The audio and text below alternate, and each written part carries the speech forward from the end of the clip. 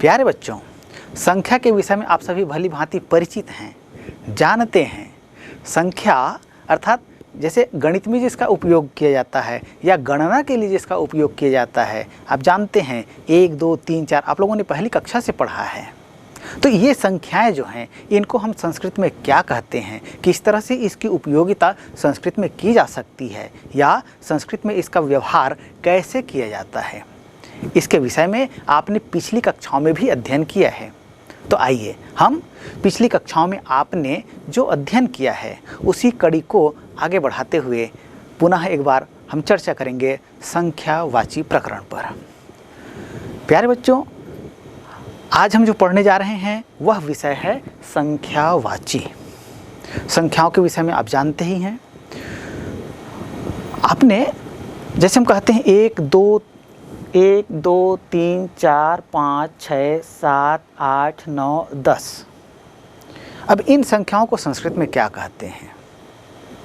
1 को हम कहते हैं एकः कहते हैं, 2 को कहते हैं द्वे, 3 को कहते हैं त्रयः, 4 को कहते हैं चतुः, 5 को कहते हैं पंच, 6 को कहते हैं षट या षड, 7 को कहते हैं सप्त, 8 को कहते हैं अष्ट, 9 को कहते हैं नव और 10 को कहते हैं दश।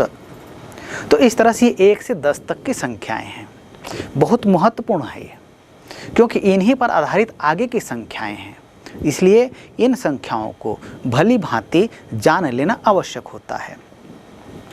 आप जानते हैं ये जो 1 से 4 तक की जो संख्याएं हैं, इनका रूप तीनों लिंगों में चलता है। जैसे शब्द रूप होता है, जैसे बालक का शब्द रूप चलता है बालकः, बालकौ, बालकाः, इसी तरह से ये जो 1 से 4 तक की संख्याएं हैं, इनका भी शब्द रूप अर्थात विभिन्न विभक्तियों में इसके रूप बनते हैं। जैसे हम कहेंगे 1, इसका शब्द रूप क्या होगा? तो ध्यान दीजिएगा, हम जब शब्द रूप चलाते हैं तो उसमें एक वचन, द्विवचन और बहुवचन होता है। लेकिन यहाँ पर हम कह रहे हैं 1 का तात्पर्य होता है एक वचन से तात्पर्य है। इसलिए इसके जितने भी रूप बनेंगे, चाहे वो रूप पुल्लिंग में हो, स्त्रीलिंग में हो या नपुंसकलिंग में हो, उनमें केवल एक वचन का रूप ही बनेगा। इसमें द्विवचन और बहुवचन नहीं होगा। तो पुल्लिंग शब्द 1, इसका शब्द रूप कैसे चलेगा? आइए देखते हैं। जैसे देखते हैं आप 1, इसको हम क्या कहेंगे? पुल्लिंग में इसका रूप होगा एकः, लेकिन यही स्त्रीलिंग में क्या हो जाएगा? प्रथम विभक्ति में एका और नपुंसकलिंग में एकम। द्वितीय विभक्ति में क्या होगा? पुल्लिंग में एकम, स्त्रीलिंग में एकाम, नपुंसकलिंग में एकम। तृतीय विभक्ति में पुल्लिंग एकेन, स्त्रीलिंग एकया, नपुंसकलिंग एकेन। चतुर्थी विभक्ति में एकस्यै, एकस्यै, एकस्यै। देखिए तीनों लिंगों में रूप चल रहा है, पुल्लिंग में भी, स्त्रीलिंग में भी और नपुंसकलिंग में भी। पंचमी विभक्ति में रूप होगा पुल्लिंग में एकस्मात्, स्त्रीलिंग में होगा एकस्याः और नपुंसकलिंग में होगा एकस्मात्। षष्ठी विभक्ति में रूप होता है पुल्लिंग में एकस्य, स्त्रीलिंग में एकस्याः और नपुंसकलिंग में एकस्य। सप्तमी विभक्ति में 1 का एक वचन का ही रूप। देखिए एक वचन में ही रूप बनेगा, तो रूप होगा पुल्लिंग में एकस्मिन्, स्त्रीलिंग में रूप होगा एकस्याम और नपुंसकलिंग में रूप होगा एकस्मिन्। ध्यान दीजिए, जैसे हमने शब्द रूप अध्ययन किया था, आपको ध्यान होगा कि नपुंसकलिंग और पुल्लिंग के जो रूप हैं, तृतीय विभक्ति से लेकर के सप्तमी या संबोधन तक के जो रूप हैं वो पुल्लिंग जैसे चलते हैं, अर्थात एक जैसे होते हैं। अंतर कहाँ होता है? अंतर होता है केवल प्रथम विभक्ति और द्वितीय विभक्ति में। आप यहाँ आप देख रहे हैं सारणी में 1, इसका पुल्लिंग रूप क्या है? एकः, एकम, एकेन, एकाय, एकस्मात्, एकस्य, एकस्मिन्। ऐसे ही स्त्रीलिंग में एका, एकाम, एकया, एकस्यै, एकस्याः, एकस्याः, एकस्याम। ऐसे ही नपुंसकलिंग में एकम, एकम, एकेन, एकाय, एकस्मात्, एकस्य, एकस्मिन्। तो इस तरह से एक, यह जो संख्या है, इसके पुल्लिंग, स्त्रीलिंग और नपुंसकलिंग के विभिन्न विभक्तियों में रूप हमने देखा। प्रश्न उठता है, जैसे हम कहते हैं कभी आप पाठ पढ़ते हैं या अध्याय पढ़ते हैं, वहाँ लिखा रहता है प्रथमः पाठः व प्रथमः अध्यायः। तो एक जो है प्रथम कैसे बन गया? देखिए, एक और प्रथम में अंतर है। क्या अंतर है? एक जब कहते हैं तो वहाँ एक संख्या का बोध होता है, लेकिन जब हम प्रथमः कहते हैं या प्रथमा कहते हैं या प्रथमम कहेंगे तो ये क्या होता है? ये क्रमवाची संख्या है। जैसे प्रथमः इसका मतलब होता है पहला और एकः का तात्पर्य होगा एक। तो ये दोनों में अंतर है। आपको क्रमवाची संख्या पर नहीं जाना है, हमको क्या देखना है? अभी हम अध्ययन कर रहे हैं केवल संख्याओं को, क्रमवाची संख्या नहीं देख रहे हैं। तो इस तरह से एक का हो गया। ऐसे ही दो, दो के लिए शब्द प्रयोग किया जाता है द्वि। इसका पुल्लिंग में रूप होगा द्वौ, द्वौ, द्वाभ्याम, द्वाभ्याम, द्वाभ्याम, द्वयोः, द्वयोः। ये पुल्लिंग का रूप हुआ।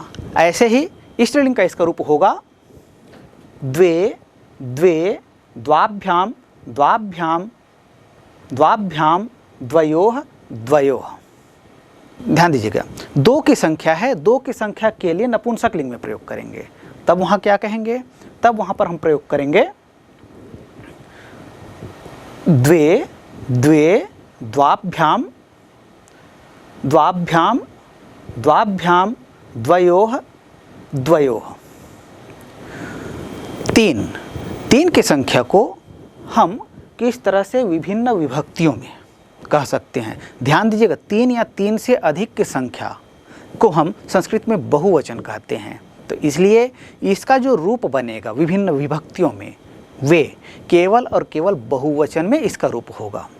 पुल्लिंग में तीन, इस शब्द का रूप होगा प्रथम विभक्ति में त्रयः, स्त्रीलिंग में इसका रूप होगा तिस्रः, नपुंसक लिंग में त्रीणि, द्वितीय विभक्ति में पुल्लिंग त्रीण, स्त्रीलिंग तिस्रः, नपुंसक लिंग में होगा त्रीणि, तृतीय विभक्ति में क्या होगा? पुल्लिंग में त्रिभिः, स्त्रीलिंग में होगा तिस्रिभिः। ध्यान दीजिएगा, तिस्रिभिः, उच्चारण भी आपको सही करना है। और नपुंसक लिंग बहुवचन तृतीय विभक्ति में क्या होगा? त्रिभिः। ऐसे ही चतुर्थ विभक्ति में पुल्लिंग में रूप होगा त्रिभ्यः, स्त्रीलिंग में होगा तिस्रिभ्यः, नपुंसक लिंग में त्रिभ्यः। पुल्लिंग पंचमी विभक्ति त्रिभ्यः, स्त्रीलिंग तिस्रिभ्यः, नपुंसक लिंग पंचमी में त्रिभ्यः। षष्ठी विभक्ति पुल्लिंग में इसका रूप होगा त्रयाणाम, स्त्रीलिंग में इसका रूप होगा तिस्रीणाम, और नपुंसक लिंग में इसका रूप होगा त्रयाणाम। सप्तमी विभक्ति में इसका रूप होगा त्रिषु, स्त्रीलिंग में उसका रूप होगा तिस्रीषु, और पुल्लिंग में इसका, नपुंसक लिंग में इसका रूप होगा त्रिषु। यहाँ भी ध्यान दीजिएगा, पुल्लिंग और नपुंसक लिंग दोनों के प्रथमा विभक्ति में आपको अंतर दिखाई देगा, बाकी शेष विभक्तियों में रूप यथावत हैं। तो इस तरह से तीन, इस संख्या का तीनों लिंगों में रूप आप देख रहे हैं। जैसे केवल हम पुल्लिंग की बात करें तो पुल्लिंग में आप रूप देख पा रहे हैं त्रयः, त्रीण, त्रिभिः, त्रिभ्यः, त्रिभ्यः, त्रयाणाम, त्रिषु।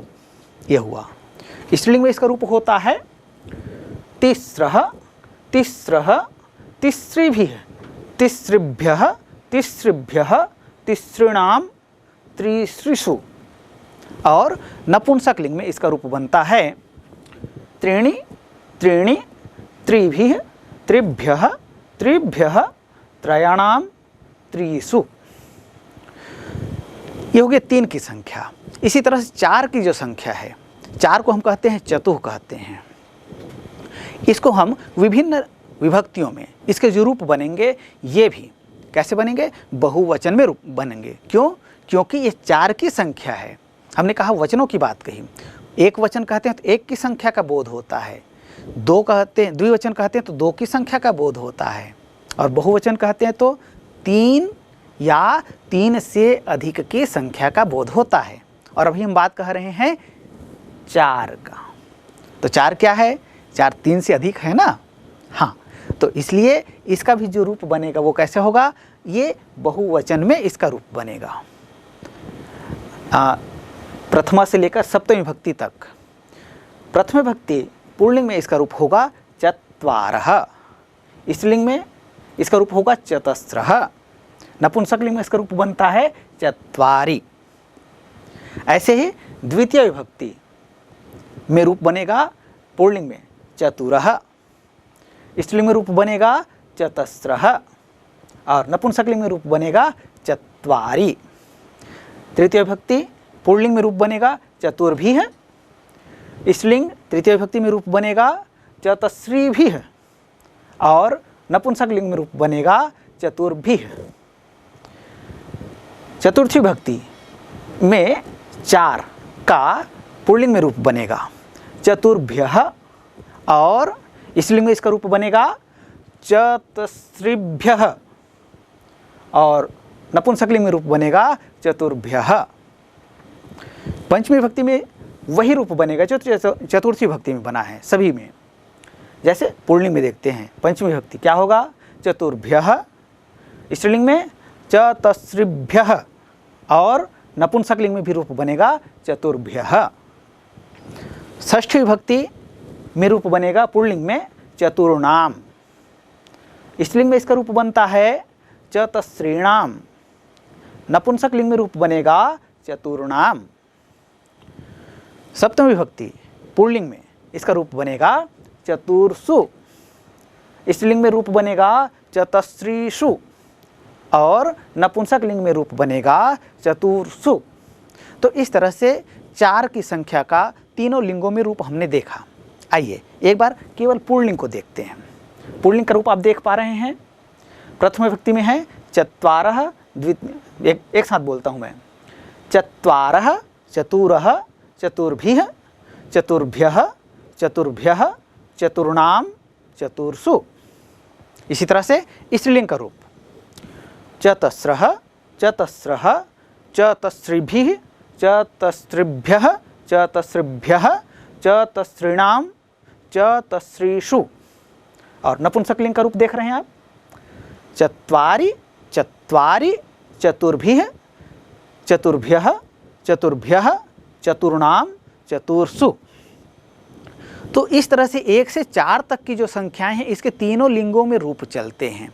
लेकिन 4 से आगे की जो संख्याएं हैं इनका जो रूप है वो केवल और केवल बहुवचन में चलता है, और ये इसका एक ही रूप चलता है, ये लिंगों में भेद नहीं होता है। जैसे हम 5 कहते हैं, 5 की संख्या का आप देख रहे हैं 5, इसको हम क्या कहेंगे? प्रथम विभक्ति में इसका रूप बनेगा पंच, द्वितीय विभक्ति में होगा पंच, तृतीय विभक्ति में रूप बनेगा पंचभिः, चतुर्थी विभक्ति में रूप होगा पंचभ्यः, पंचमी विभक्ति में रूप होगा पंचभ्यः, षष्ठी विभक्ति में रूप बनेगा पंचानाम, और सप्तमी विभक्ति में रूप होगा पंचसु।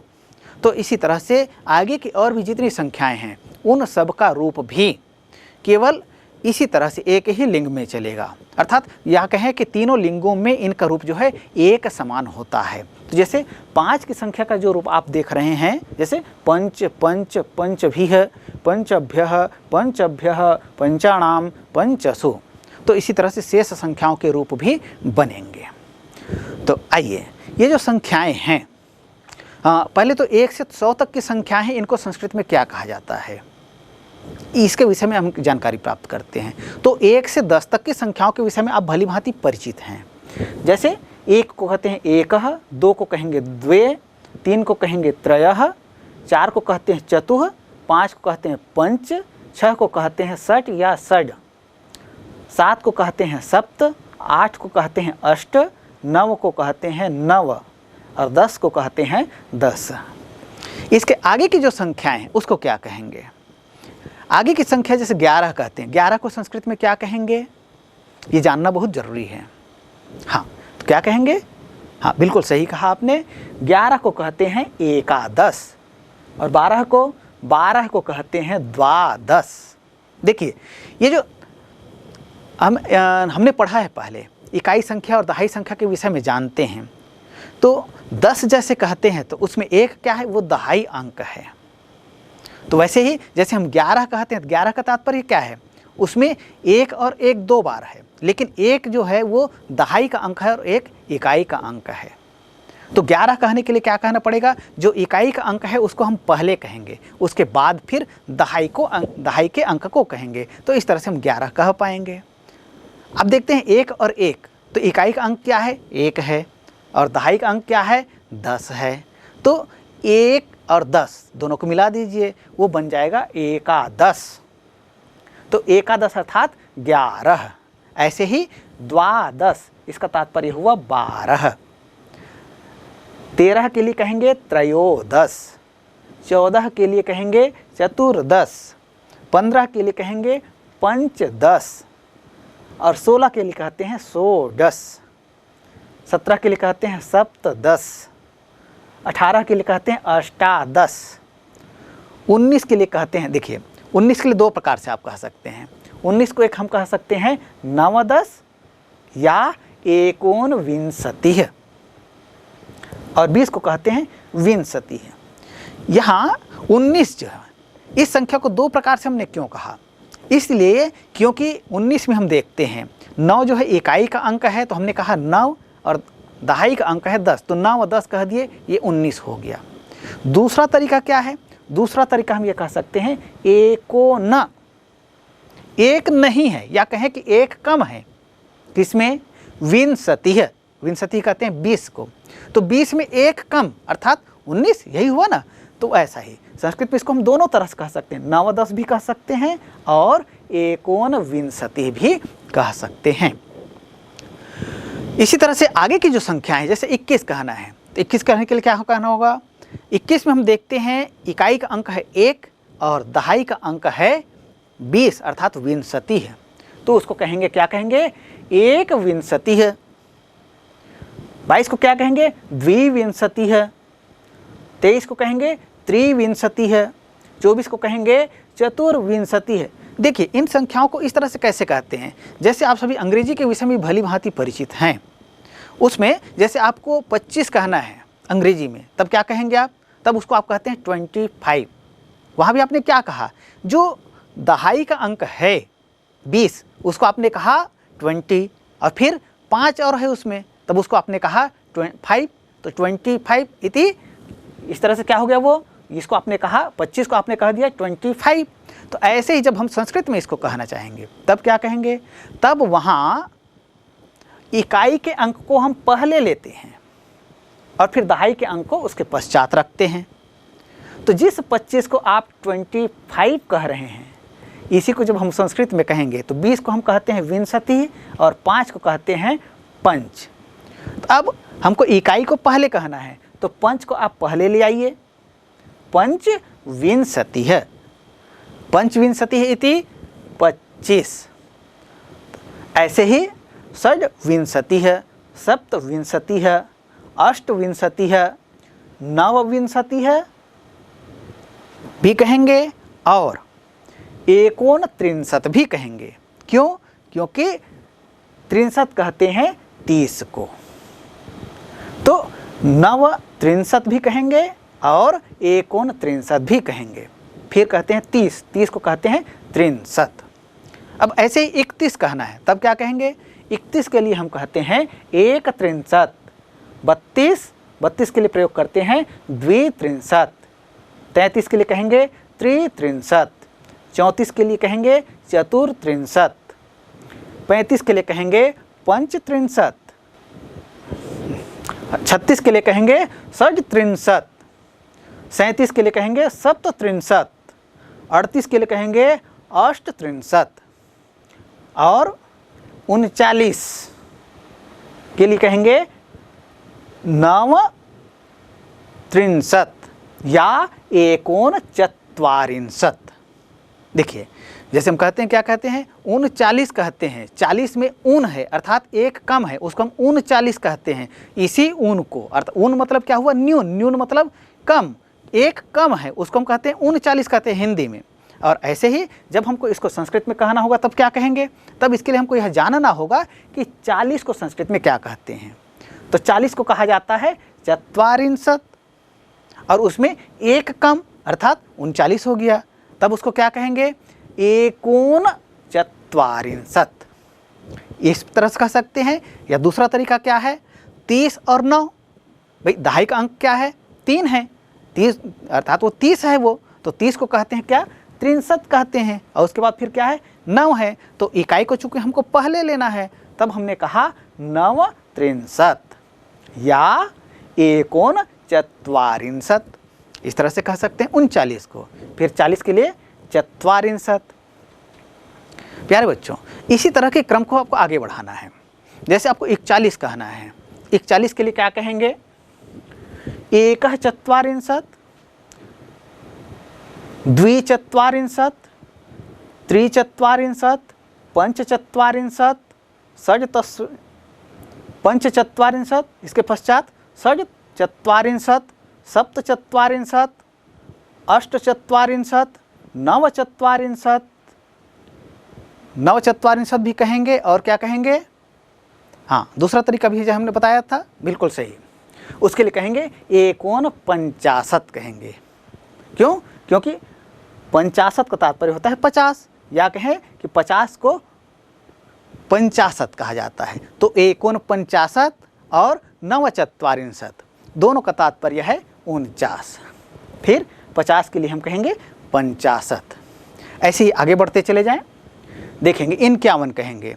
51 को अब क्या कहेंगे, 51 को हम कहते हैं 150, 52 के लिए द्विपंचाशत्, 53 के लिए कहेंगे त्रिपंचाशत्, 54 के लिए कहेंगे चतुर्पंचाशत्, 55 के लिए कहेंगे पंचपंचाशत्, 56 के लिए कहेंगे षट्पंचाशत्, 57 के लिए कहेंगे सप्तपंचाशत्, 58 के लिए कहेंगे अष्टपंचाशत् और नवपंचाशत् व एकोनषष्टिः। और फिर षष्टिः, षष्टिः इत्युक्ते 60। ये हो गया 1 से 60 तक की संख्याएं। चलिए आगे बढ़ते हैं। देखिए अब 61 कहना है। 61 के लिए क्या कहना पड़ेगा, 61 आप जैसे लिखते हैं तो क्या होता है, दहाई का अंक क्या है, षष्ठी अर्थात 60 है और 1 है, तो एकषष्टिः, द्विषष्टिः, त्रिषष्टिः, चतुर्षष्टिः, पंचषष्टिः, षट्षष्टिः, सप्तषष्टिः, अष्टषष्टिः, नवषष्टिः व एकोनसप्ततिः और सप्ततिः। तो ये हो गया 61 से लेकर के 70 तक की संख्याएं। हाँ, ऐसे ही हमको आगे की संख्या कहना है। अब 70 के आगे 71 कहना है। 71 को क्या कहेंगे, 71 के लिए भी आपको वही तरीका अपनाना है। आपको दहाई का अंक देखिए और इकाई का अंक देखिए। दहाई का अंक कहता है सप्ततिः और इकाई का अंक कहता है 1। तो कहेंगे 1 सप्ततिः, 71 हो गया। आगे की संख्याएं जो हैं वो द्विसप्ततिः, त्रिसप्ततिः, चतुर्सप्ततिः, पंचसप्ततिः, षट्सप्ततिः, सप्तसप्ततिः। सप्तसप्ततिः का तात्पर्य क्या होगा, सप्तसप्ततिः मतलब देखिए, सप्ततिः का मतलब हुआ 70 और सप्त का मतलब 7, तो 70 और 7 कितना हुआ, 77। तो परीक्षा में पूछा भी जा सकता है कि जैसे कि 7 और 7 लिख दिया गया 77, इसको संस्कृत में क्या कहते हैं। तब आपको वहाँ पहचानना होगा क्या कि दहाई का अंक क्या है, दहाई का अंक 7 है। 7 उसका मान कितना हुआ, उसका मान है सप्ततिः 70, और इकाई का मान कितना है 7 है। 7 को क्या कहते हैं, सप्त कहते हैं, और दहाई का अंक सप्ततिः, तो सप्त सप्ततिः इति 77 ये कहेंगे। अष्ट सप्ततिः, नव सप्ततिः व एकोनाशीतिः, एकोनअशीतिः इति एकोनाशीतिः और अशीतिः। अशीतिः का तात्पर्य होता है 80। प्यारे बच्चों, 80 के लिए हम प्रयोग करते हैं अशीतिः, और 80 से अधिक की जो संख्याएं हैं 80 से 90 तक की, इनके लिए क्या कहेंगे, तो 81 जैसे कहते हैं हिंदी में। 81 में आप क्या देखते हैं, 81 में देखते हैं दहाई अंक जो है 8 है, अर्थात उसका मान कितना हुआ, वो हो गया 80 ही। और एक और 80, 1 80 इति 81 ये होगा। लेकिन यहाँ होता क्या है, एक कहते हैं उसमें अ है और 80 आगे अ है, तो दोनों का योग हो जाता है। जो वहाँ पर संधि हो जाती है ना, एक क में अ लगा हुआ है वो, और 80 का अ, ये दोनों का योग हो जाता है। और इस तरह से फिर ये बन जाता है क्या, 81। 2 के लिए क्या कहेंगे, 2 के लिए कहेंगे 82, या दोनों का संधि हो जाएगा, तो दोनों की संधि हो जाएगी तो क्या हो जाएगा, 82। 2 धन 80 इति 82, 83 इति 83, 83 के लिए कहेंगे। और फिर 84 के लिए कहेंगे 84 या 84, 84 ये कहेंगे। और 85 के लिए 85 है, 5 धन 80 इति 85 है, ये हो जाएगा। 86 के लिए क्या कहेंगे, 6 धन 80 इति 86। देखिए 6 कहते हैं उसमें हलंत लगा हुआ है, इसलिए वहाँ क्या हो जाएगा, 86 है। और 87 के लिए 7 धन 80 इति 87 है, 8 धन 80 इति 88 है, 9 धन 80 इति 89 है। 89 जैसे हम हिंदी में प्रयोग करते हैं वही 89 है, जिसको संस्कृत में नवासिति कहा जा रहा है। या कहें कि संस्कृत में जिसको नवासिति कहा जाता था उसको ही आज हम नवासी के रूप में जानते हैं। तो नवासिति अर्थात 80 और 9। इसको दूसरा क्या कहेंगे, इसको इस 90 के लिए क्या कहते हैं ये हमको जानना होगा। 90 के लिए हम कहते हैं 90 है, और 89 में क्या है, 89 में एक नहीं है, एक कम है, तब उसको क्या कहेंगे, 89 है, ये भी हम कहेंगे। तो इस तरह से हमने देखा अभी 81 से लेकर 90 तक की संख्याएं। ऐसे ही आगे हम देखते हैं 91 से 100 तक की जो संख्याएं हैं, इन संख्याओं को संस्कृत में क्या कहा जाएगा। तो 91 के कहेंगे, 91 में आप देख रहे हैं दहाई का अंक है 9, 90 ही इसका मान है, और 1, तो 91 इति 91। 92 के लिए कहेंगे 92, 93 के लिए 93, 94 के लिए कहेंगे 94, 95 कहेंगे। हाँ, यहाँ ध्यान दीजिएगा, 96 को हम क्या कहेंगे, इसको दो तरह से आप कह सकते हैं, 90 भी कह सकते हैं। दूसरा, यदि दोनों में संधि हो गई, दोनों को यदि एक साथ लिखेंगे तब वहाँ पर क्या हो जाएगा, ट जो है न में बदल जाएगा, और साथ साथ सामने वाला जो 90 का न है इसमें भी परिवर्तन हो जाएगा, वो भी न में बदल जाएगा, और फिर वो रूप बन जाएगा 90 होगा कहेंगे, या 90 कहेंगे। 90 यहाँ पर संधि रूप हो गया, इसलिए इस तरह से इसमें परिवर्तन होता है, ये विशेष ध्यान रखने योग्य बात है। ऐसे ही 97 कहेंगे, तो 97 के लिए क्या कहेंगे, 97, 98 के लिए 98, 99 के लिए 99 कहेंगे, या 69 कहेंगे। 100 को क्या कहते हैं, 100 को कहते हैं शतम, और 99 अर्थात 100 में एक कम है, तब उसको कहेंगे 69। तो ये इस तरह से हम 1 से 100 तक की जो संख्याएं हैं इनको संस्कृत में कह सकते हैं। लेकिन 100 से अधिक की जो संख्या है इसके लिए क्या कहेंगे, इसके लिए भी तरीका वही है जैसे हमने अभी देखा था। जैसे हम जिसको 25 कहते हैं, अंग्रेजी में जिसको हम 25 कहते हैं, तो अभी हमने देखा कि 20 को कहते हैं विंशति कहते हैं, और जिसको 5 कहते हैं उसको अंग्रेजी में आप 5 कहते हैं, और संस्कृत में उसको पंच कहते हैं। लेकिन संस्कृत में जब हमको 25 कहना है तब उसको हम क्या कहते हैं, तब हम वो जो पंच है उसको सामने ले आते हैं और कहते हैं पंचविंशति कहते हैं। तो पंचविंशति इति 25, और अंग्रेजी में इसको कहते हैं 25। तो केवल लिखने का जो तरीका है, जैसे अंग्रेजी में जो चलता है जिसको पहले लिखा जाता है उसको हम बाद में लिख रहे हैं, और जिसको जो बाद का हिस्सा है जो 5 है, इकाई का अंक है, उसको हम पहले लिखते हैं संस्कृत में। तो इस तरह से हम 25 जो होता है या हिंदी में 25 कहते हैं, इसको संस्कृत में क्या कहेंगे? पंचविंशति कहते हैं। तो ऐसे ही 100 से अधिक की जो संख्याएं हैं, इनको यदि हमको संस्कृत में कहना हो, जैसे 101 कहेंगे, तो 101 में क्या है? 100 मतलब शतम पहले है, उसके बाद फिर 1 है, तो 1 कहाँ है? वो हमको इकाई अंक दिखता है, लेकिन हमको करना क्या है? इकाई को पहले लेकर आना है। तो क्या कहेंगे उसको? फिर उसके लिए प्रयोग करेंगे एकाधिकम शतम। 100 में 1 अधिक है, एकाधिकम शतम। और फिर 102 है, उसको लिए क्या कहेंगे?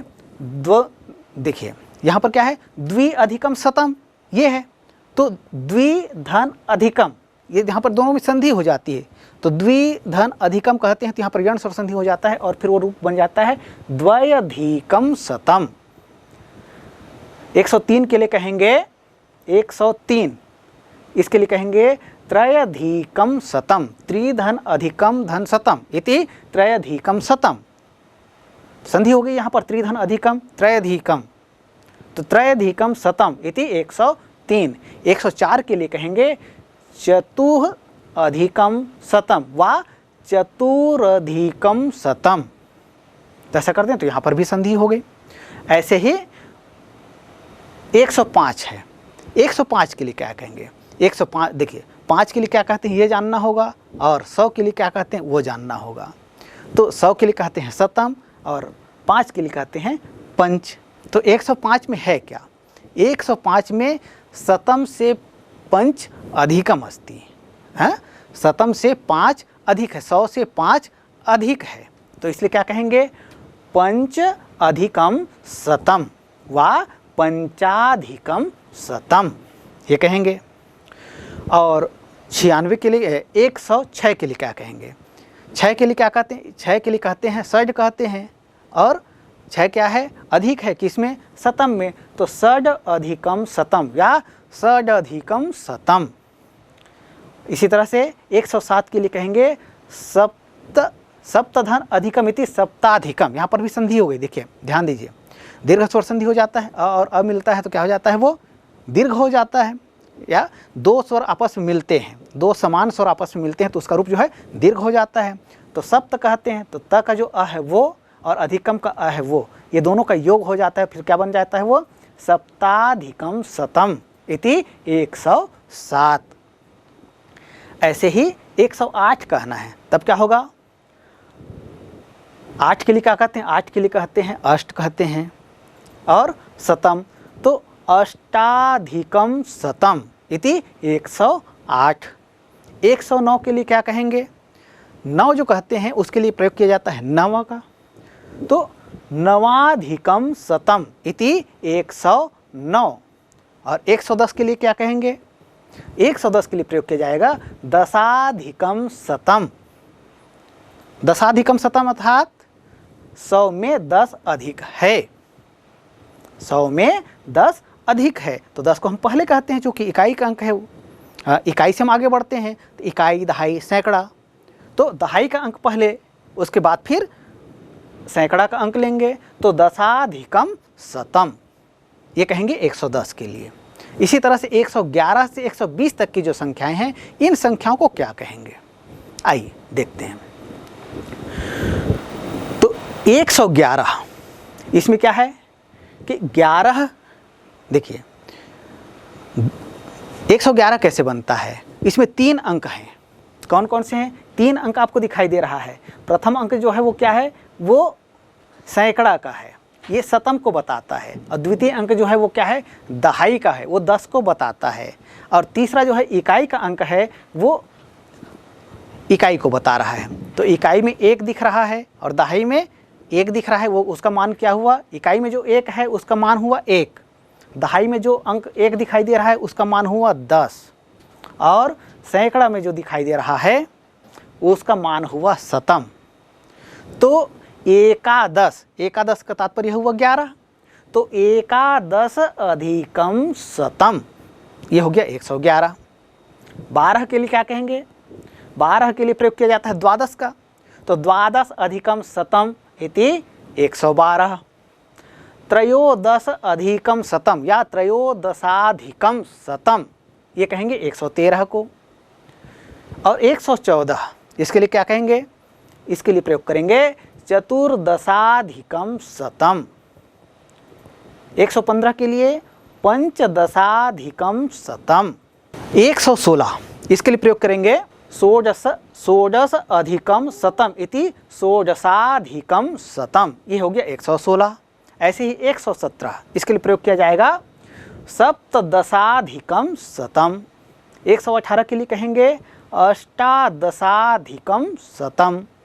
और 119 के लिए नवदश अधिकम शतम इति 119, नवदशाधिकम शतम, या इसको क्या कहेंगे एकोनविंशति अधिकम शतम, ये हो गया 119। ऐसे ही 120 के लिए प्रयोग करेंगे विंशति अधिकम शतम। 121 से 130 तक की जो संख्याएं हैं इनको संस्कृत में क्या कहेंगे, आइए देखते हैं। तो तरीका वही है कि हमको क्या करना है, इकाई और दहाई के जो अंक हैं उनको पहले लाना है, माने क्रमशः, और उसके बाद फिर सैकड़े के अंक को कहेंगे। अब 121 कहते हैं, यहाँ आप देख रहे हैं दहाई का अंक है 1, उसका मान है शतम, सैकड़ा का अंक क्या है वो शतम है, और दहाई का अंक जो है वहाँ पर 2 है, उसका मान कितना है विंशति 20 है, और इकाई का अंक जो है वह 1 है, इसका मान कितना है 1 है। तब इसको क्या कहेंगे एक विंशति शतम, एक विंशति अधिकम शतम इति 121।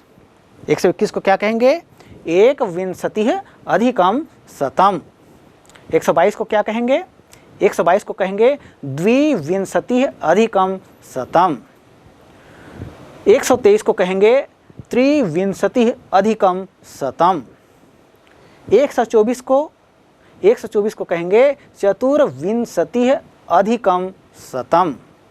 125 के प्रयोग करेंगे पंचविंशति अधिकम शतम। 126 के लिए कहेंगे षड्विंशति अधिकम शतम। 127 के लिए प्रयोग करेंगे सप्तविंशति अधिकम शतम। 128 के लिए कहेंगे अष्टविंशति अधिकम शतम व अष्टाविंशति अधिकम शतम, ये कहेंगे 128 के लिए। 129 के लिए फिर से 2 प्रकार से कहेंगे, नवविंशति अधिकम शतम भी कहेंगे और एकोनत्रिंशत् अधिकम शतम भी कहेंगे।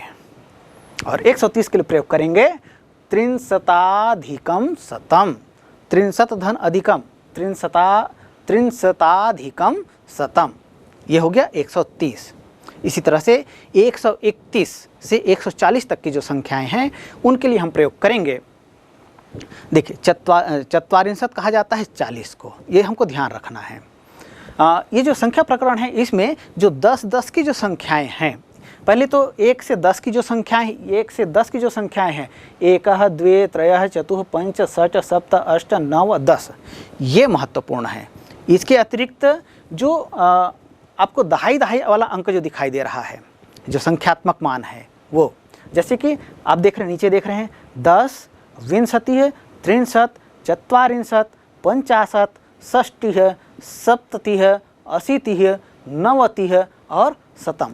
ये जो संख्या है ये महत्वपूर्ण है, इनको हमको जानना होगा, तभी हम इनसे आगे की जो संख्याएं हैं उसके बारे में हम कह सकते हैं, उसको क्या कहते हैं ये जान सकते हैं, बता सकते हैं। जैसे आपको 31 कहना है, तब 31 को जानने के लिए क्या करना पड़ेगा, आपको 30 को क्या कहा जाता है ये जानना होगा। हाँ, तो चलिए अभी 30 के लिए हमने कहा त्रिंशत्। अब 131 के लिए क्या कहेंगे, 131 के लिए प्रयोग किया जाएगा एक त्रिंशत् अधिक शतम।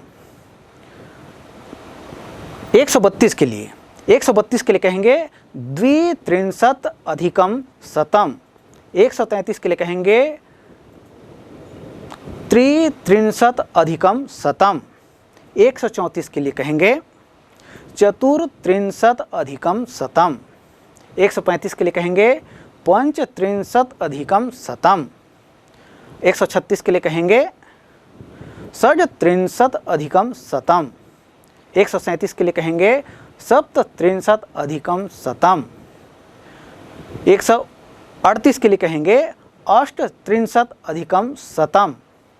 और 139 के लिए पुनः दो तरह से कहेंगे। 139 के लिए कहेंगे नवत्रिंशत् अधिकम शतम या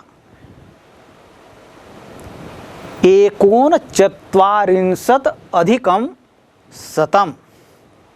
देखिए एकोनचत्वारिंशत् किसको कहते हैं? एकोनचत्वारिंशत् कहते हैं 39 को। तो हमको कहना कितना है? 139 कहना है। तो एकोनचत्वारिंशत् अधिकम शतम इति 139। या 139 को दूसरे तरीके से क्या कहते हैं? 139 को दूसरी तरीका से क्या कह सकते हैं? 139 को कहा जा सकता है नवत्रिंशत् अधिकम शतम। और 140 को क्या कहेंगे? 140 के लिए प्रयोग करेंगे। देखिए 40 के लिए हम कहते हैं चत्वारिंशत्, और 140 के लिए क्या कहेंगे? 140 के लिए कहेंगे चत्वारिंशत् अधिकम शतम इति चत्वारिंशत् अधिकम शतम अर्थात 140। ये हो गया। अब 141 से 150 तक की जो संख्याएं हैं इनको हम क्या कहेंगे? देखिए वैसा ही करना है जैसे अभी हमने अभ्यास किया है।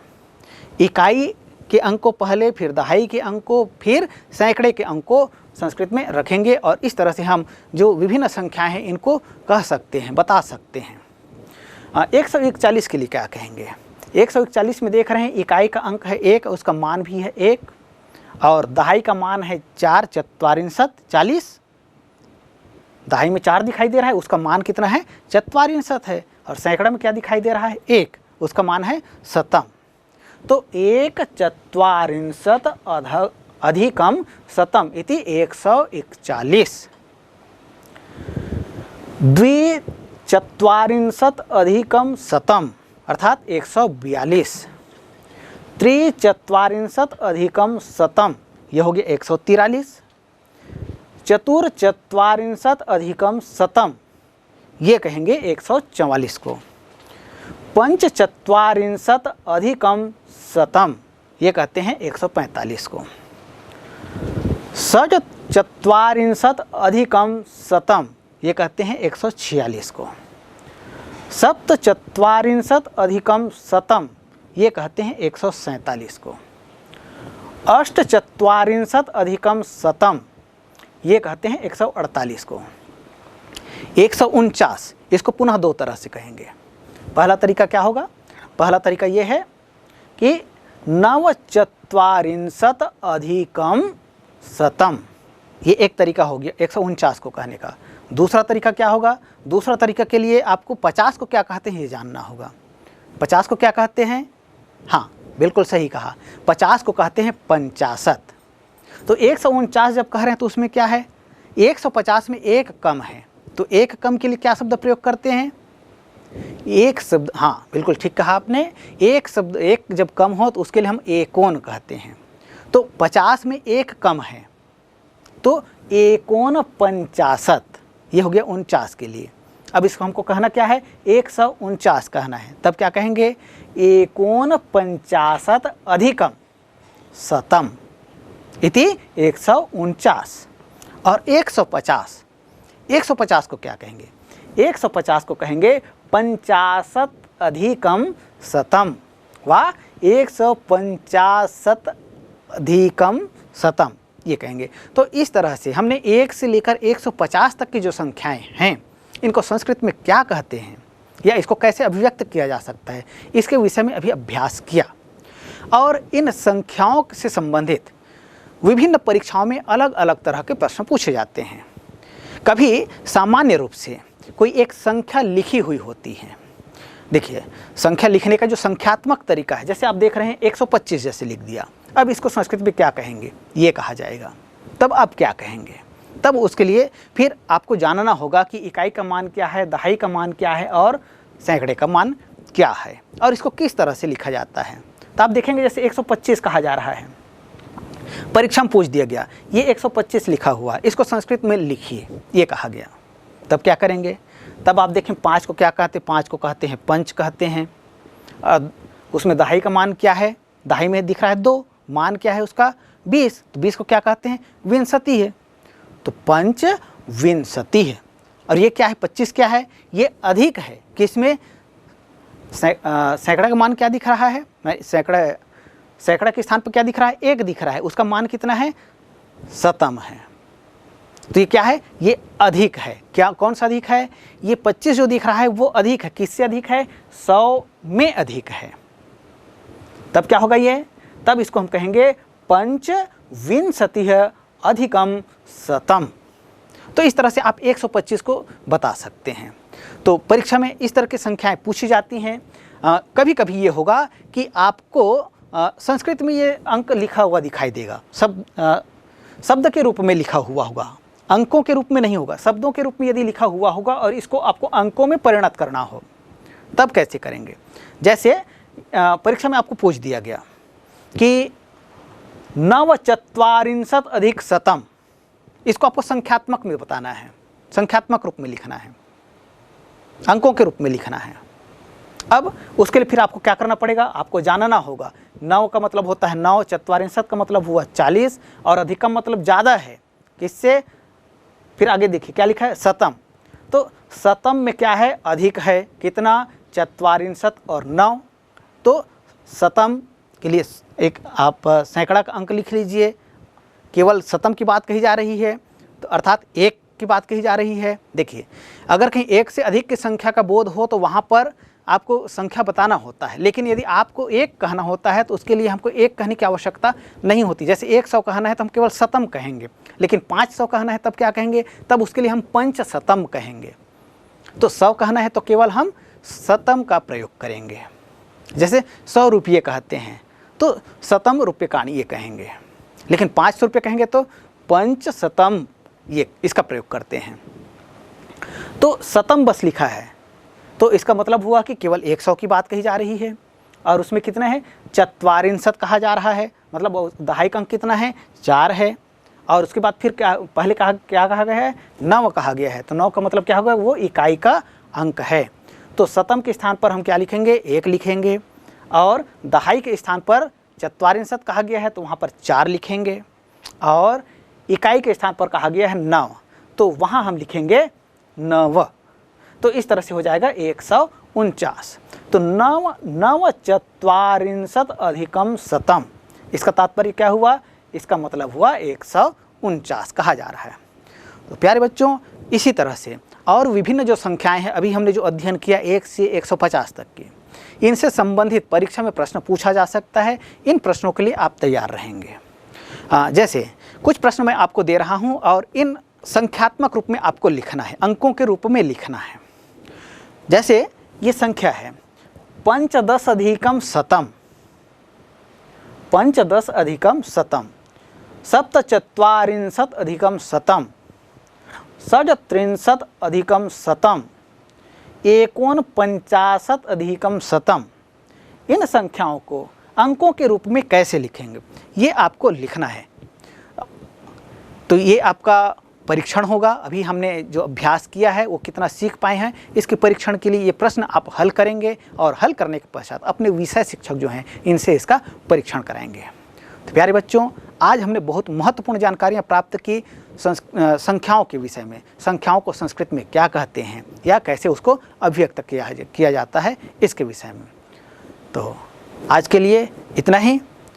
पुनः एक बारम सर्वेभ्यो नमो नमः।